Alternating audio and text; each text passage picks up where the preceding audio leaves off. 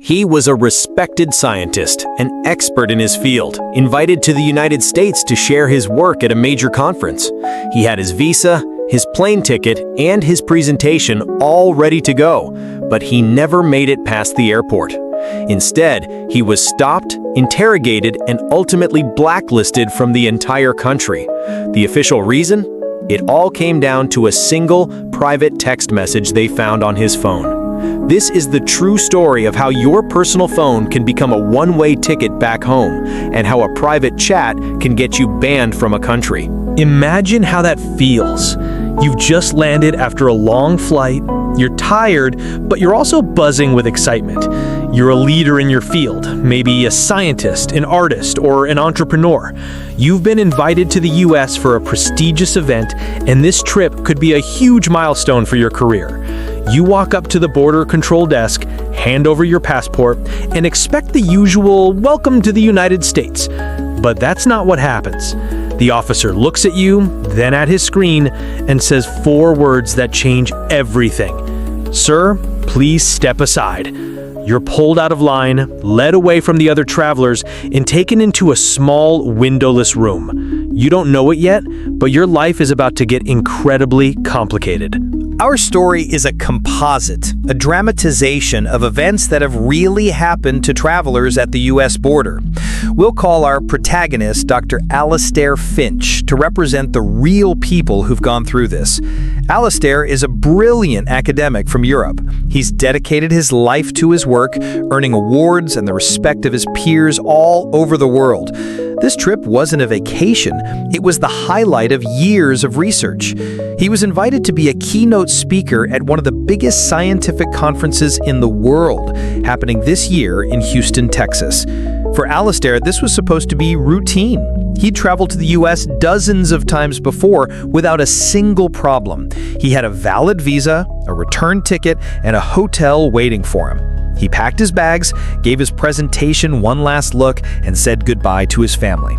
On the flight, he reviewed his notes, totally unaware that the most intense screening he was about to face had nothing to do with his science.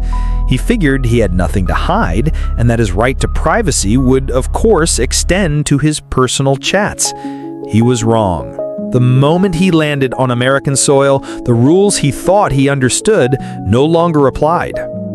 The flight itself was just a long flight across the Atlantic, nothing special. When he landed at Houston's George Bush Intercontinental Airport, Alastair got in the long line for non-US citizens. He scrolled through his phone one last time, sending a quick text to his wife to let her know he'd landed safely.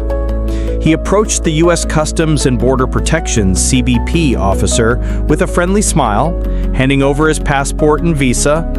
The officer was polite, but all business. He scanned the passport, typed something on his keyboard, and then he paused. The pause stretched on for way too long. The officer looked from a screen to Alastair and back to the screen again. This wasn't the usual stamp and go. "Sir, I'm going to have to ask you to come with me," the officer said in a tone that made it clear this wasn't a request.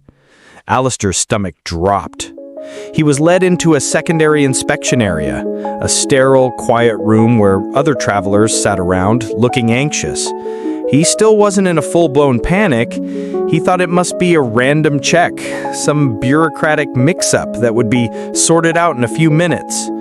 But then, another officer walked up to him with a chilling request. "I need to see your phone and your laptop, sir," the CBP officer said flatly, "and I'll need the passcodes to unlock them." Alastair was floored. His phone wasn't just a phone. It was his entire life. It held years of private messages with his wife and kids, confidential work emails, and personal photos. The idea of a total stranger scrolling through all of it felt like a massive violation. He hesitated. "Is that really necessary?" he asked, trying to keep his voice from shaking. The officer's answer was blunt. "As a foreign national seeking entry, you don't have a right to refuse. If you don't give us the passcodes, we can deny your entry on the spot." It was an impossible choice. give up his privacy or give up on the entire reason for his trip. With a knot forming in his stomach, Alistair reluctantly complied. He typed in his passcode and handed over his phone. He watched as the officer took the device and started scrolling.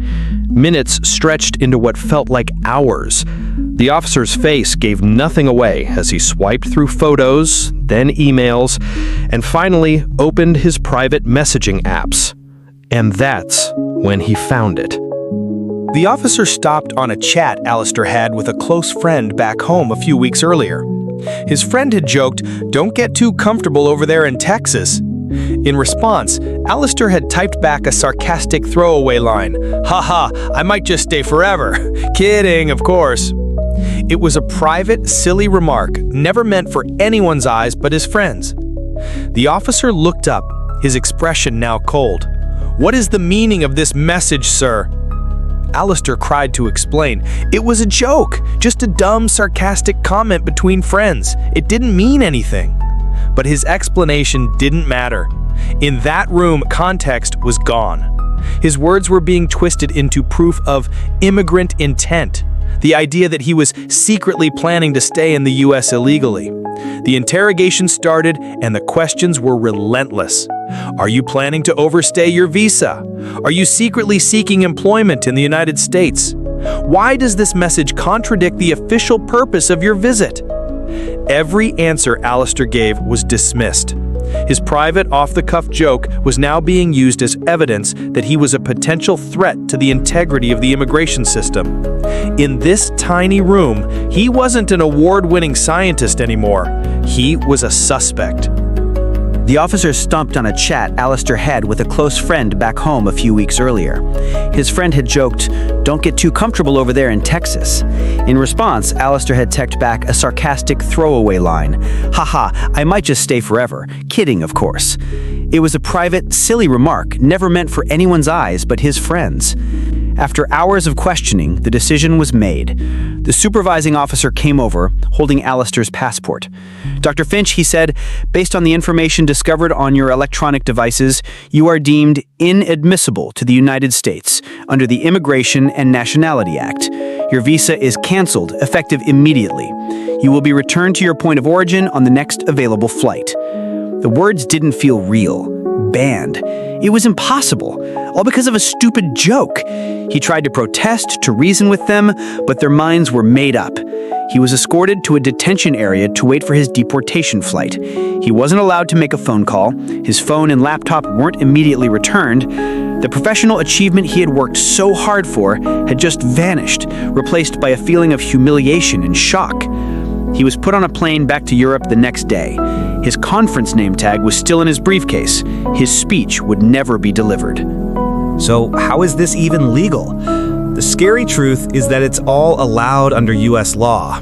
CBP officers have what's known as the border search exception, which gives them sweeping authority to conduct warrantless searches of electronic devices at any port of entry.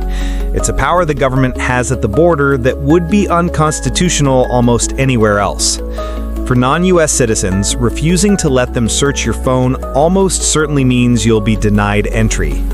While CBP says these device searches are rare, affecting just a tiny fraction of travelers, around 0.01% of international arrivals in recent years, that number is growing.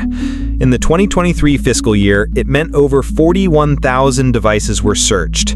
And these searches aren't just about finding terrorists or major criminals. They're used to figure out a person's intentions and to check for things like visa fraud. A joke, a meme, or a political comment could be used as a reason to cancel your visa and send you home.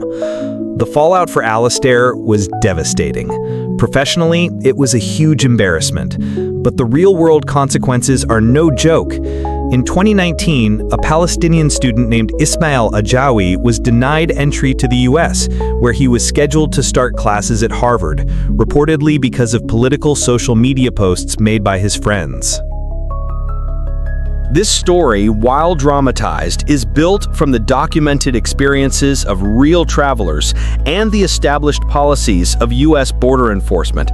The line between what you think is a private opinion and what a border officer sees as a reason for deportation has become dangerously blurry. It makes you wonder, should your right to privacy and free speech just disappear the second you get to a border? What do you think? Have you ever worried about what's on your phone when you travel? Let us know your thoughts down in the comments. And if you found this story eye-opening, make sure to subscribe and hit that notification bell. The story of Alistair Finch is a stark reminder that in our digital world, our private lives aren't really private, especially when we cross borders. What seems like a harmless joke in a private chat can be ripped out of context and used against you with very real consequences. This isn't just about one fictional scientist, it's about people like Ismail Ijawi, the Harvard student who was initially turned away because of his friend's online activity. These incidents create a chilling effect where people start to worry about expressing themselves, even in private, out of fear that it could one day be judged by a border agent. It's a world where you might feel like you have to sanitize your digital life before you can travel. So the next time you pack your bags for a trip, just remember, you're packing your phone too, and you might be packing a liability you never even thought about. The key to protecting yourself is being aware, knowing the rules, understanding the risks, and traveling smart. Because as Alistair Finch learned the hard way, you can be banned from America for a single text message.